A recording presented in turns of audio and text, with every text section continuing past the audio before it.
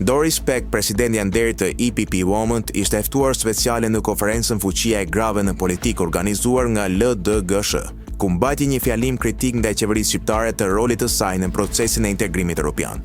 Ajo theksoi se donë se Shqipëria ka pasur mundësi për të ecur përpara në rrugën drejt Bashkimit Evropian, kjo është bërë e pamundur për shkak të një kryeministri që i pëlqen vetja dhe jo qytetarët. Ajo u ndal tek emigrimi masiv i të rinjve dhe familjeve të reja, duke lidhur këto fenomen me politikat e ndjekura nga qeveria e Edi Ramës. Doris Pack shprehu shqetësimin për humbjen e kapitalit njerëzor, që duhet të ishte ardhmja e vendit.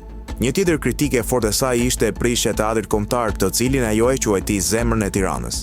Sipas saj, është e papranueshme që një kryeministër me formim artistik të ishte përgjegjës për një veprim të tillë. Në fjalën e saj, Doris Pack kujtoi edhe momentet e para të demokracisë shqiptare, duke përmendur takimin e saj me Sali Berishën në vitin 1991, kur ai prezantoi si lider që po ndërtonte demokracinë në vend.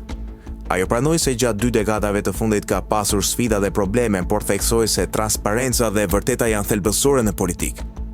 Pack kritikoi ashpër keqpërdorimin e drejtësisë në Shqipëri, duke sjellë në vëmendje rastin e një lideri opozitar që ka qenë në arrest shtëpie për më shumë se 1 vit.